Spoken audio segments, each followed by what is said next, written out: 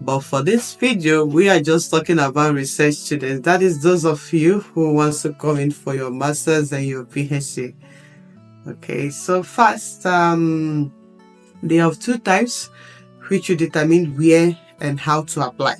So the first one is the embassy recommended. So for that, you have to apply through the Japanese embassy in your country. And the second one is university recommended. So that is the one you have to go through the process. First one, you go through the university portal and access the list of professors for every department, and then you reach out to, first you do a little bit of research to find out the professors that share similar research interests with you. So if you can see that, you can narrow it down to like 6 or 10 and then send out your profile to them. So you might want to ask, what will be the content of the mail? So first will be your letter of introduction or interest to indicate your interest. And the second one will be your CV, a copy of your CV. Then of course the third one, which is very important, your research plan. So which of the area of interest or previous research of this professor are you interested in? Personalize it to what you want to do, your intention, and then how you want to achieve it, probably a little bit of significance of the study, and then you send out this. So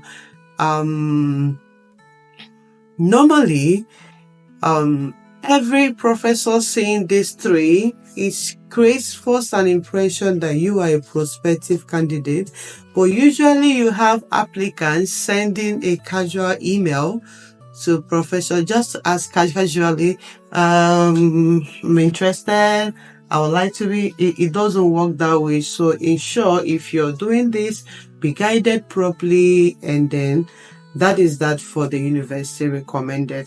But before I go into that, I would like to talk about the benefits of the scholarship for the research student. Of course, it's tuition free, round airfare expenses from your country, Nigeria to Japan, and when you finish upon graduation from Japan to Nigeria, a monthly living allowance, which will take care of your accommodation and other minor expenses that you might incur.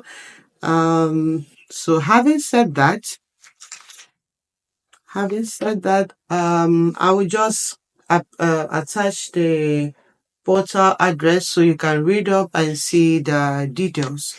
Okay. Because we have details of that, so I don't need to go into it. So you can easily read up, see the details, how to apply. Then of course you monitor your country's embassy site to know when the next application will commence, so you can submit your application. I advise candidates to try both routes, okay? Try to send in your application through the embassy and also send to some professors too. Both could work, and then you make your choice. Then if you're lucky, if the university recommended option works out first, then you don't need to go through the embassy option, right? Good. So I just want to mention some universities that offer this university recommended option. Is not every university, because most universities accept applications only from universities that they have agreement with. Okay, they have this university to university agreement. So if your university do not have an agreement with them, it's likely to be a no for them. So try to confirm that the university you are searching, their portal. I'm going to list some universities here that have indicated interest that they want applicants outside Japan. So quickly check them out. So we have universities like Kyoto University, University of Tsukuba, APU, Osaka University, Kochi University, Nagoya City University. We have Kyoto University, Okayama University, and then of course Ehime University. So I'm going to do another video for Ehime University in details. All right. So any of these universities are hopefully more, depending on when you're seeing this video, that indicates interest. Feel free, go through their portal, check the available programs they are doing, and then the available professors, and send in your applications. It's usually a win-win for everyone. You have the global exchange, you have quality education system, quality environment, and it's something you would love to be part of. All right, so I jotted that applicants must first apply to a university professor with similar research interests. Apply for supervision at this point, not scholarship, please. Supervision first. University select candidates for the university recommended program, the right candidates. So try to present yourself to be that right candidate. Okay. Then these selected candidates are now recommended to MEXT. So this is the university doing all this for you. At the end of the day, if MEXT approve, you will be notified.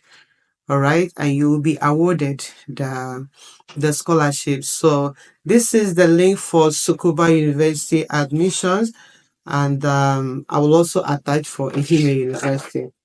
Okay. So at this point, I want to state that for your letter of introduction, CV, and research plan, feel free to request for a demo if you have a challenge in that. This is just a medium to attend to your questions in my DM to see that I reach a wider audience at the same time. It's not easy attending to everyone individually. You will agree with me that some of you have not gotten responses in a while. It's time. It's time consuming. Okay, so we should come out of that stage and get to this. So in the comment section, I'll be watching to see which of them you are requesting. Are you requesting for a video to show how to share how to get a good letter of introduction, a good research plan, a good CV for such academic purpose? So I'll be checking the comment section to see your requests, your concern. Feel free to drop your questions. I make out time to go through them. And when next I want to create a video, I get the inspirations from there. So I'll be watching, and please give us a thumbs up so YouTube will get that message that this video is actually a helpful one. And please subscribe and share. See you next time.